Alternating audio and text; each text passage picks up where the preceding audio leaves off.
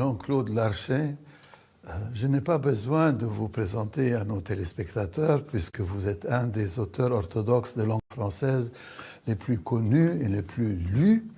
Vous avez bien voulu venir aujourd'hui, en ce dimanche, à l'église de la communauté géorgienne orthodoxe de Paris pour nous parler, si j'ose dire, du héros de votre dernier livre, le Saint Stareț et folle en Christ, Gabriel. Je dois vous demander, qu'est-ce que vous a amené, qu'est-ce que vous a décidé d'écrire un livre sur ce spirituel géorgien encore peu connu en France? Écoutez, il y a 4 raisons. D'abord, ce livre prend place dans la collection Grand Spirituel Orthodoxe du XXe siècle que je dirige aux éditions L'Âge d'Homme. Il y avait dans cette collection jusqu'à présent des représentants d'à peu près toutes les églises locales, russes, serbes, roumaines, grecques, mais pas encore de représentants de l'église géorgienne. Et alors, il m'a paru nécessaire de faire place à un grand spirituel géorgien. J'ai choisi le Père Gabriel pour plusieurs raisons, parce que il a été canonisé très récemment, c'est donc un de nos contemporains.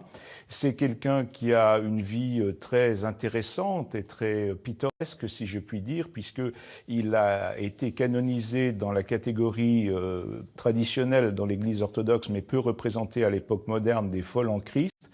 Il y a le fait aussi que il n'existait pas sur le Père Gabriel jusqu'à présent de livres vraiment constitués, une multitude de témoignages épars, mal organisés.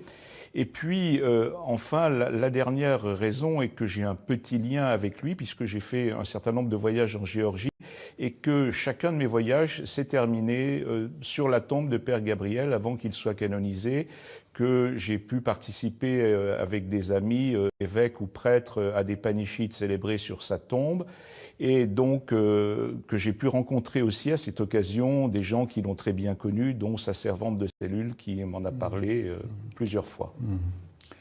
Pourriez-vous nous dire quelles sont les étapes les plus importantes de sa vie? Alors, Père Gabriel est né sous le nom de Basile, diminutif Vassico, petit Basile, en 1929, dans une famille qui n'était pas religieuse.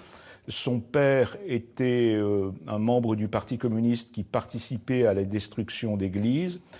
Sa mère avait la foi, mais une foi assez faible, elle était peu croyante, et donc il a été baptisé, mais par une tierce personne, par une moniale qui, à la suite des persécutions, avait dû quitter son monastère et habiter en ville.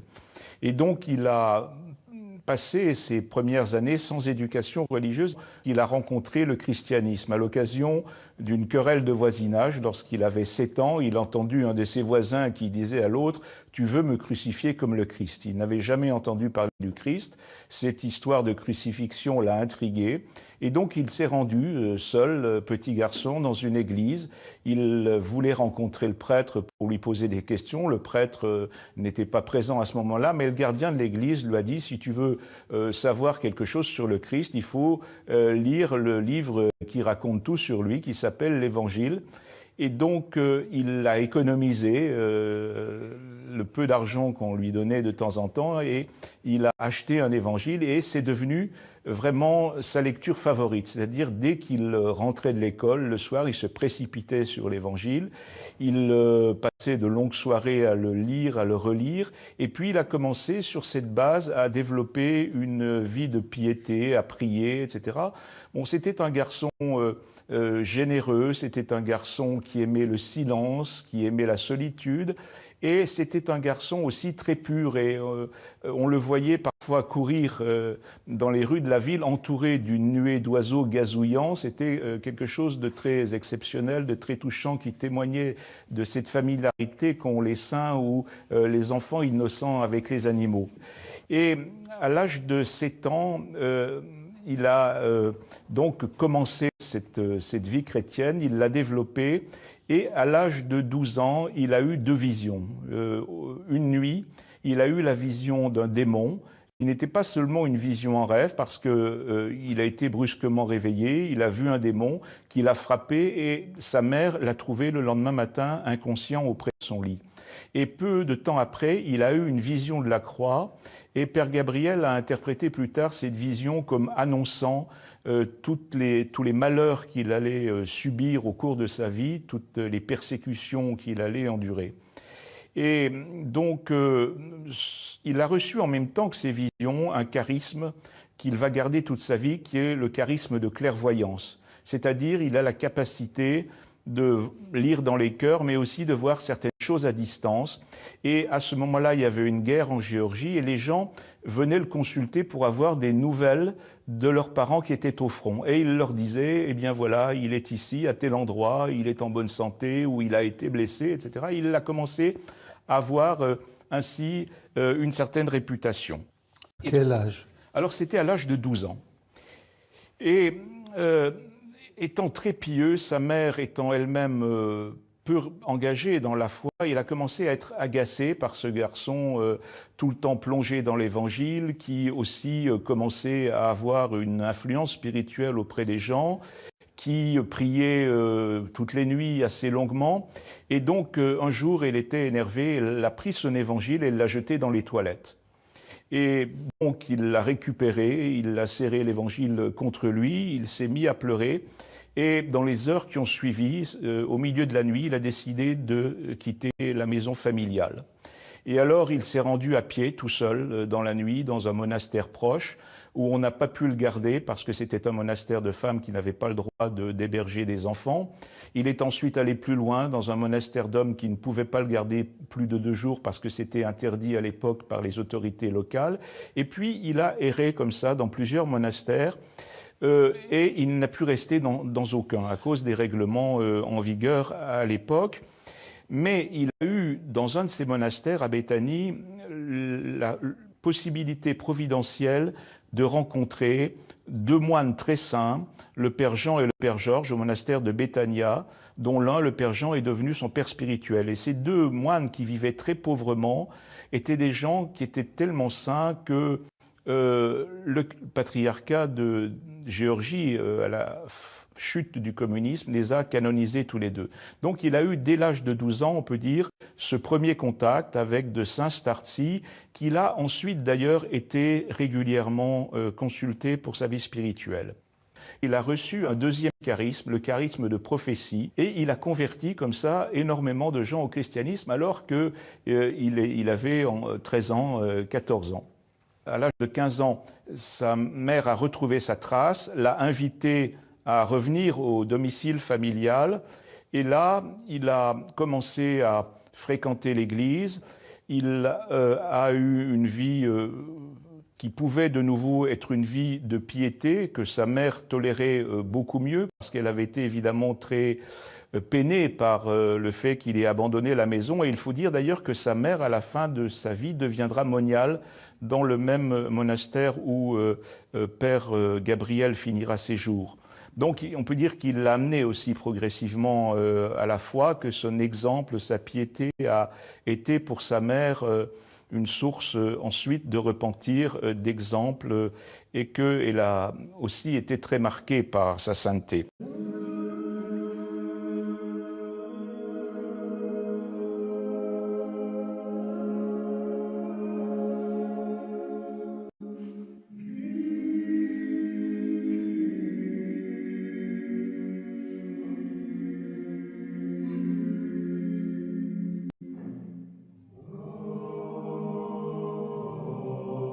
En 1949, il fait son service militaire, normalement, mais très curieusement, 1 an après, comme son influence s'étend, parce qu'il continue à avoir avec les gens des relations où il leur enseigne les rudiments de la foi, où il les convertit, etc., où il a un rayonnement, les autorités cherchent déjà à l'éliminer.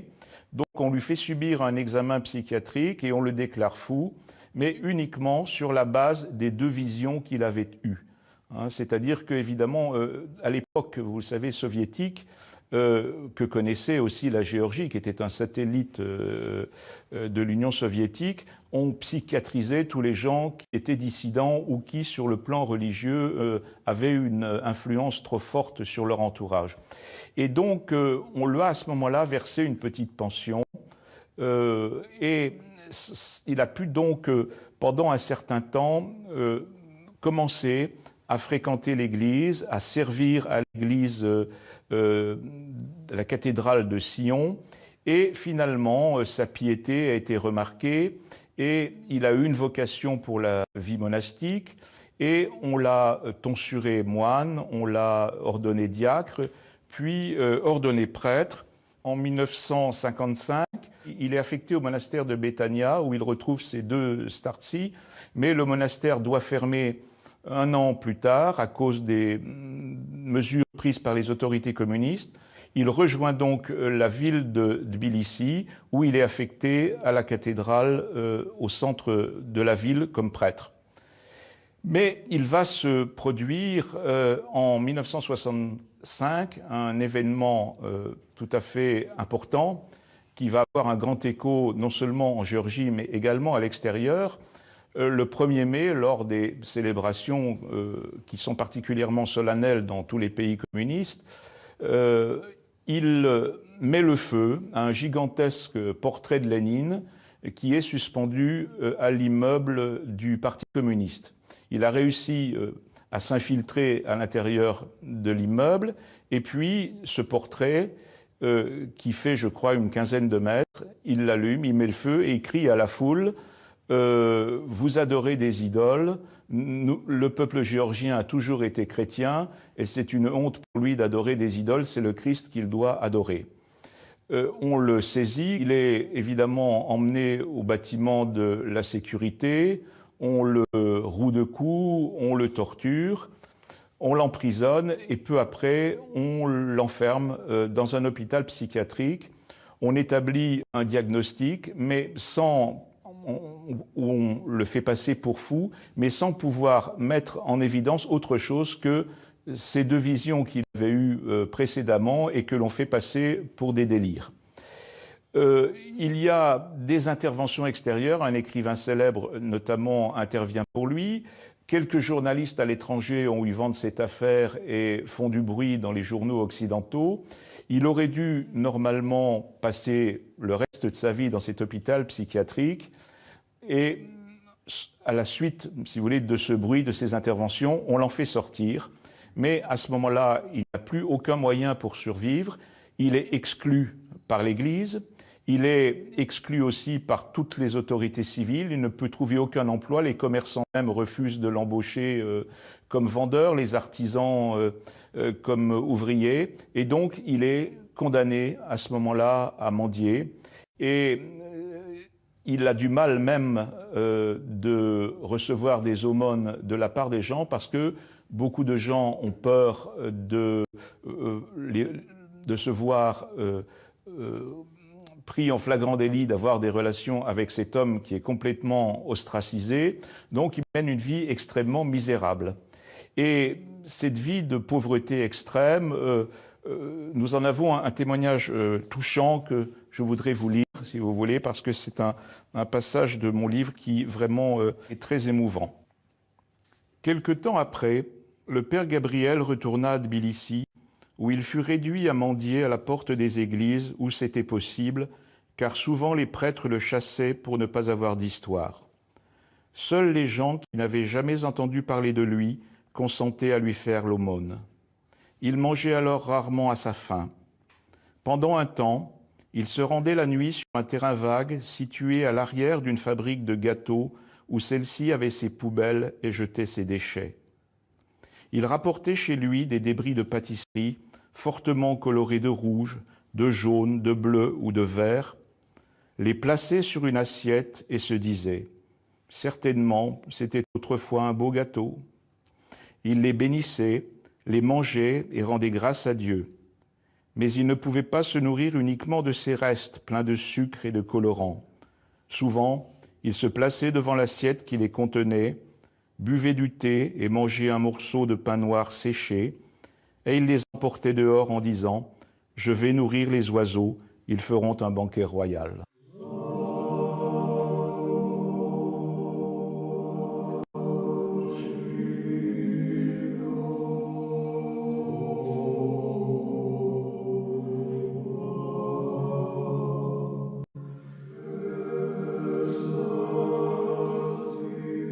Donc, après toutes ces difficultés, il va quand même réussir à mener une sorte de pastorale. C'est un tournant spirituel, parce que c'est à partir de ce moment-là qu'il va adopter des comportements de folle en Christ, c'est-à-dire des comportements non conformistes, des comportements qui paraissent aberrants, illogiques, incohérents, mais qui sont des comportements simulés. Vous savez que dans l'Église orthodoxe, il y a une grande tradition des folles en Christ. C'est même une catégorie de saints qui est vénérée. Particulière. C'est une forme d'ascétisme.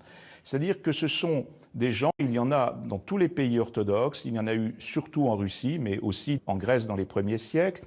Ce sont des gens qui simulent la folie, souvent dans le but d'être méprisés, dans le but que l'on se moque d'eux, qu'on les considère comme rien, et afin de trouver une voie courte pour l'humilité.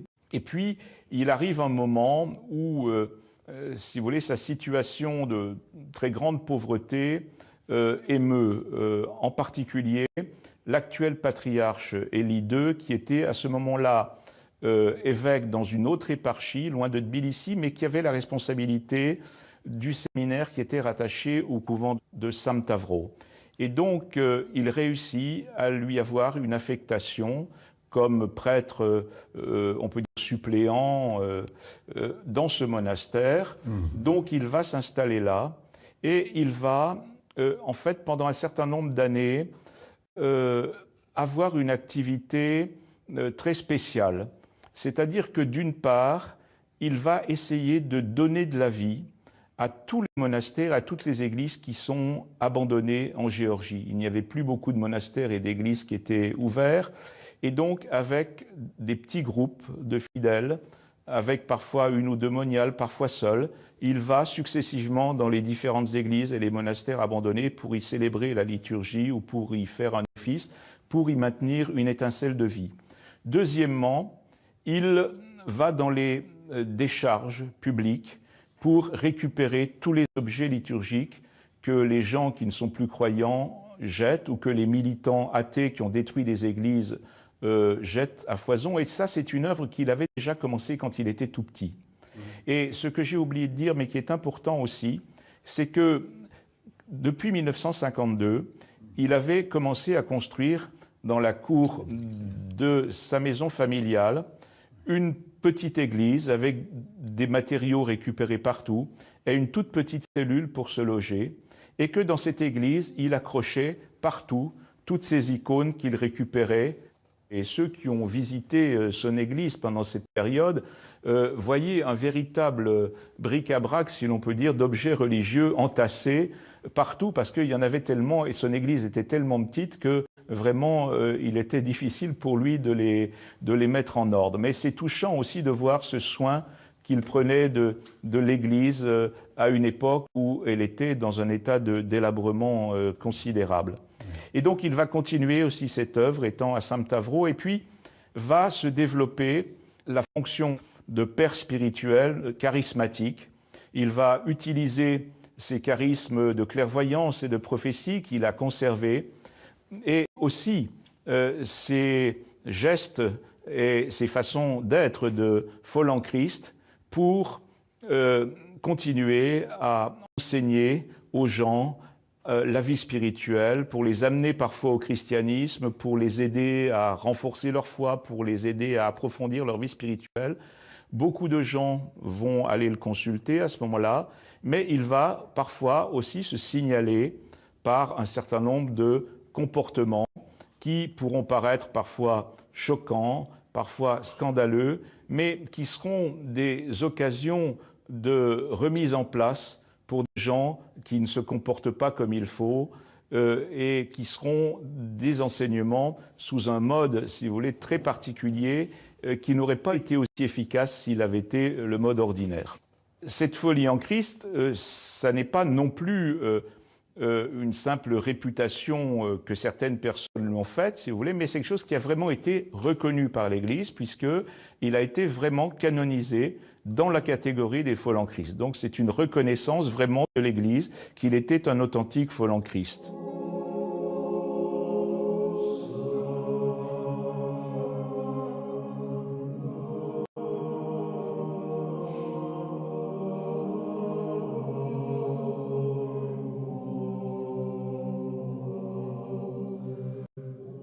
Alors, par quoi se caractérise la folie en Christ du Père Gabriel? Eh bien, on y retrouve tous les traits caractéristiques des folles en Christ dans toute l'histoire du christianisme. Chez les folles en Christ, il y a une grande familiarité dans la façon qu'ils ont de s'adresser à tout le monde, y compris aux autorités ecclésiastiques.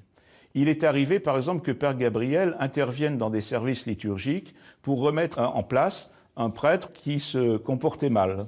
Ou il est arrivé, par exemple, qu'il s'adresse à des autorités politiques publiquement, très familièrement, pour dénoncer certains de leurs comportements. Donc cette familiarité pédagogique est quelque chose de très commun aux folles en Christ qu'avait le Père Gabriel. Il y a aussi ce qu'on peut appeler une brusquerie pédagogique. Parfois, le Père Gabriel donnait des coups. Il ne frappait pas fort, mais parfois il donnait des coups. Parfois il intimait à des personnes de se mettre à genoux pour les amener à apprendre l'humilité. Et parfois d'ailleurs lui-même se mettait à genoux en même temps qu'eux pour montrer que lui-même était capable de pratiquer la même chose. Et alors chez tous les folles en Christ, il y a aussi une dénonciation du pharisaïsme et du formalisme.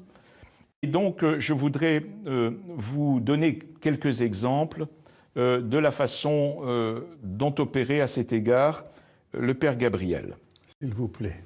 Alors, c'est un épisode que rapporte le métropolite Isaïe Kantouria du temps où il était novice et se trouvait au monastère de Samtavro. Il dit « C'était un service liturgique du dimanche pendant une période de carême. Le Père Gabriel entra dans l'église en poussant des grands cris. C'était vraiment effrayant, et l'on pouvait croire que la fin du monde était arrivée. Parmi les sons stridents, je pus discerner ces paroles « Les chats ont volé ma sauce, les chats ont volé ma sauce !» Ça ne me fit pas du tout rire. Nous, les novices, nous faisions en cette période de carême stricte des efforts pour le suivre strictement, et à l'apogée de cette période de jeûne, voilà que le Père Gabriel se préoccupait de la sauce qu'il avait perdue. Ces paroles ne changèrent pas ma détermination à observer strictement les règles du jeûne, mais je compris mieux alors que ce n'est pas ce qui entre dans la bouche d'une personne qui la rend impure, mais ce qui en sort selon la parole de l'Évangile. Notre petit exemple, un soir qu'il était entré à l'église pour les vêpres, le Père Gabriel s'arrêta devant la moniale qui était en train de lire les prières et lui demanda « Qu'est-ce que tu es en train de marmonner ?» Il lui faisait ainsi remarquer qu'elle ne lisait pas de manière claire, distincte et concentrée comme on doit le faire à l'Église, et l'invitait à changer sa façon de faire pour le profit spirituel des fidèles présents et le sien. Voilà, donc deux exemples de cette dénonciation parfois intempestive du formalisme et du pharisaïsme dans la vie spirituelle. Il y a aussi chez les folles en Christ, et ça caractérisait également le Père Gabriel, un enseignement spirituel à travers des actes symboliques ayant une force particulière, qui sont apparemment incongrus, mais dont le sens se révèle ensuite. Et là, je voudrais aussi vous présenter quelques exemples. S'il vous plaît. Le métropolite Isaïe Kantouria se rappelle comment le Père Gabriel, par quelques comportements étranges, lui fit ressentir de manière inoubliable la joie pascale de la victoire du Christ sur le péché, la souffrance et la mort. J'étais étudiant et depuis peu venu à la foi. Nous célébrions ma première fête de Pâques au couvent de Samtavro, où je rencontrai le Père Gabriel. Il me parut étrange. Il avait sur la tête un couvre-chef bizarre. Il vivait à cette époque dans un poulailler près duquel je passais par hasard. Il me remarqua, me fit venir à lui et remplit un verre de vin rouge en me disant « Tu dois le boire, car nous célébrons Pâques aujourd'hui. Dieu a pardonné tous nos péchés. Alors maintenant, nous pouvons boire un peu et nous réjouir. » Un autre exemple également très frappant, la sœur Élisabeth Zedgenidze rapporte quant à elle cet épisode où le père Gabriel apprit à son entourage d'une part à ne pas juger, d'autre part à s'humilier. C'était un samedi matin. Le père Gabriel me dit « Montons au monastère de Djvari ». J'étais déjà habitué à ces foucades de Follanchrist. Il me demanda d'acheter de la vodka, cacha la bouteille sous son manteau et avec un air sérieux se dirigea vers le monastère de Djvari. Là, il ouvrit la bouteille, but une petite gorgée et me la passa. J'en bus une gorgée, mais en ayant curieusement la sensation que je buvais de l'eau. Il présenta ensuite la bouteille à toutes les personnes qui étaient autour en leur demandant d'en prendre une gorgée. Quand tous eurent bu, il fit ce commentaire. « Regardez, personne ne m'a blâmé. Tous entreront dans le royaume des cieux. » Je pensais que la performance était terminée, mais non. Le père Gabriel se tourna vers moi à l'air sérieux et me dit « Assieds-toi, tends la main et mendie. » Quand j'eus collecté assez d'argent, il invita tout le monde à consommer la nourriture que nous avions apportée, mais lui n'y toucha même pas. Il conclut ce repas très inhabituel par ces mots qui concernaient ce que nous avions tous fait à sa demande. « Celui qui s'humilie sera exalté. » Un très bel épisode aussi. Oui. Il y a aussi un passage sur comment prier pour ses ennemis. Oui, alors vous savez qu'il a été lui-même beaucoup persécuté, involontairement, et je dirais en partie volontairement, puisque à travers ses comportements de Follanchrist, parfois il a recherché ces persécutions. Et donc c'est vrai que ce thème de l'amour des ennemis, qui est un thème évidemment évangélique, puisque c'est un commandement du Christ de prier pour ses ennemis, qui est aussi un thème cher à certains saints, comme saint Silouane, était aussi un thème qui lui était cher. Et effectivement, parmi ces enseignements, il y a celui-ci que je vais vous lire. Comment prier pour ses ennemis? Quand vous priez, priez d'abord pour ceux que vous aimez le plus, par exemple vos enfants. Ensuite, priez pour les autres membres de votre famille, puis pour vos voisins et vos connaissances, afin de ne pas avoir d'ennemis parmi eux. Bénissez ensuite la ville dans laquelle vous êtes nés, puis toutes les villes de votre pays, et demandez à Dieu d'enlever toute hostilité de leurs habitants. Maintenant que vous avez prié pour tout le monde, il ne reste plus que vos ennemis. Demandez à Dieu de remplir leur cœur de bonté et leur esprit de sagesse. De cette façon, vous serez capable de prier pour vos ennemis. C'est magnifique.